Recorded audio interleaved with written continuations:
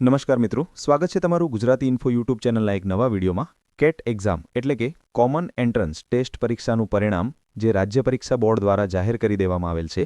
તો આજના આ વિડીયોની અંદર આપણે જોઈશું કે આ પરિણામ તમે કેવી રીતે ચેક કરી શકો છો, કેટલા માર્ક્સ હશે તો તમને સ્કોલરશિપ મળશે અને કુલ કેટલી સ્કોલરશિપ આ યોજના અંતર્ગત આપવામાં આવે છે. તો હવે શરૂ કરીએ આજનો આ વિડીયો. તો રિઝલ્ટ જોવા માટે તમારે ગૂગલની અંદર સ્ટેટ એક્ઝામિનેશન બોર્ડ લખીને સર્ચ કરી દેવાનું છે. તો જે પહેલી જ વેબસાઇટ છે www.sebexam.org, આ વેબસાઇટ તમારી સામે આવી જશે. તો સિમ્પલી તમારે આ વેબસાઇટને ઓપન કરી લેવાની છે.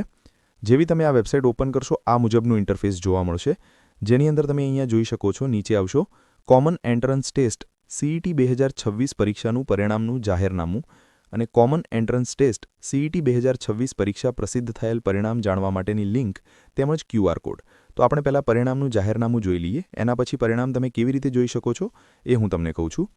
તો જેવું તમે આ જાહેરનામું ઓપન કરશો, રાજ્ય પરીક્ષા બોર્ડ ગુજરાત રાજ્ય sector 21 Gandhinagar common entrance test 2026-27 પરિણામ જાહેરનામું તારીખ 20/2/2026ના રોજ આ પરિણામ જાહેર કરી દેવામાં આવ્યું છે. અને આ સ્કોલરશિપ કોના માટે લેવામાં આવે છે? તો જ્ઞાનશક્તિ રેસિડેન્શિયલ સ્કૂલની અંદર પ્રવેશ માટે, પછી રક્ષાશક્તિ સ્કૂલમાં ધોરણ 6માં પ્રવેશ માટે અને મુખ્યમંત્રી જ્ઞાન સેતુ મેરિટ સ્કોલરશિપ યોજના માટે કેટ મેરિટના આધારે સ્કોલરશિપ આપવામાં આવે છે. અહીંયા તારીખ 31/1/2026ના રોજ આ કેટની પરીક્ષા લેવામાં આવી હતી. 3/2/2026ના રોજ પ્રોવિઝનલ આન્સર કી અને એના પછી ફાઇનલ આન્સર કી જાહેર કરવામાં આવેલી હતી. જે ફાઇનલ આન્સર કી છે એ 17/2/2026ના રોજ રાજ્ય પરીક્ષા બોર્ડ દ્વારા વેબસાઇટ ઉપર જાહેર કરવામાં આવેલી હતી. અને આ પ્રમાણે ઉમેદવારોએ માર્ક્સ મેળવેલા છે. તો 0થી 39 વચ્ચે જે માર્ક્સ મેળવેલા હોય એવા કુલ 4,10,074 ઉમેદવારો છે. 40થી 44 વચ્ચે માર્ક્સ મેળવ્યા હોય એવા 64,657 ઉમેદવારો છે. આપણે નીચેથી ચાલુ કરીશું. તો જે ઉમેદવારો તમે અહીંયા જોઈ શકો છો, જેણે 115થી 120 વચ્ચે માર્ક્સ આવે એવા એક ઉમેદવાર છે.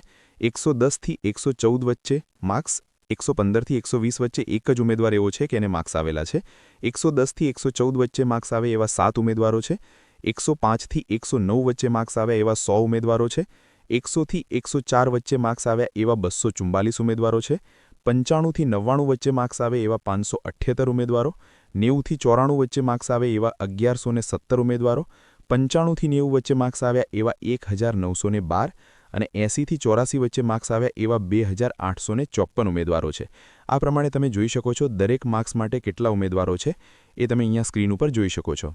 હવે આપણે આગળ વાત કરીએ. કોમન એન્ટ્રન્સ ટેસ્ટ CETમાં બેસનાર કુલ વિદ્યાર્થીઓ કેટલા હતા? 5,89,640. આ પરિણામમાં કુલ 25 શાળાના 27 વિદ્યાર્થીઓએ 90% એટલે કે 108 કરતાં વધારે ગુણ મેળવેલ છે. આ પરિણામમાં કુલ 644 શાળાઓના 743 વિદ્યાર્થીઓએ 80% એટલે કે 96 ગુણ કરતાં વધારે ગુણ મેળવેલ છે. આ પરિણામમાં કુલ 2,812 શાળાના 4,397 વિદ્યાર્થીઓએ 70% એટલે કે 84 કરતાં વધુ ગુણ મેળવેલ છે. આ પરિણામમાં કુલ 6,765 શાળાઓના 14,289 વિદ્યાર્થીઓએ 60% એટલે કે 72 કરતાં વધારે ગુણ મેળવેલ છે. આ પરિણામમાં કુલ 12,609 શાળાઓના 37,519 વિદ્યાર્થીઓએ 50% કરતાં વધારે ગુણ મેળવેલા છે. આ પરિણામમાં કુલ 20,469 શાળાઓના 90,888 વિદ્યાર્થીઓએ 40% એટલે કે 48 કરતાં વધારે ગુણ મેળવેલા છે. એના પછી તમે જોઈ શકો છો, હાલ કામચલાઉ મેરિટ યાદીમાં પ્રથમ 50 કરતાં વધુ ગુણ મેળવનાર વિદ્યાર્થીઓનો સમાવેશ કરવામાં આવશે. તેમજ અનુસૂચિત જાતિ અને અનુસૂચિત જનજાતિના વિદ્યાર્થીઓ માટે 45 કરતાં વધુ ગુણ મેળવનાર વિદ્યાર્થીઓનો સમાવેશ કરવામાં આવશે. તો તમારે 50 કરતાં વધારે ગુણ આવેલા હોય તો તમને અત્યારે મેરિટ લિસ્ટમાં સમાવવામાં આવશે. અને તમે SC અને ST કેટેગરીમાં આવતા હોય અને તમારે 45 કરતાં વધારે માર્ક્સ આવેલા હોય તો તમને અત્યારે મેરિટ લિસ્ટની અંદર સમાવવામાં આવશે. આગળની સૂચના તમે અહીંયા જોઈ શકો છો. સંબંધિત કચેરી દ્વારા ટૂંક સમયમાં વિદ્યાર્થીઓના રજિસ્ટ્રેશનની કાર્યવાહી શરૂ કરવામાં આવશે. આ પરિણામની યાદીના વિદ્યાર્થીઓને જે તે યોજના અંતર્ગત સરકારશ્રીના ઠરાવો અને પ્રવર્તમાન નિયમો અને જોગવાઈઓ અનુસાર સંબંધિત કચેરી દ્વારા આપવા અને થતા લાભ અંગેની આગળની આનુષંગિક કાર્યવાહી કરવા માટે ફાઇનલ મેરિટ યાદી જાહેર કરવામાં આવશે. આ કામચલાઉ પ્રથમ મેરિટ યાદીમાં સમાવેશ થવાથી યોજનાનો લાભ મળે તેવો દાવો કરી શકાય નહીં. અને રિઝલ્ટ જોવા માટેની લિંક અહીંયા આપવામાં આવેલી છે. તો એને આપણે પાછળથી ઓપન કરીશું. અહીંયા પરિણામ જાણવા માટેની લિંક અને QR કોડ આપેલો છે. તમારે એના પર ક્લિક કરવાનું છે. તો કેટનું પરિણામ આવી ગયું છે. 50% વધારે ગુણ આવેલા હોય એમનો પ્રથમ મેરિટ લિસ્ટની અંદર સમાવેશ કરવામાં આવેલો છે। અહીંયા તમારે આવી જવાનું છે।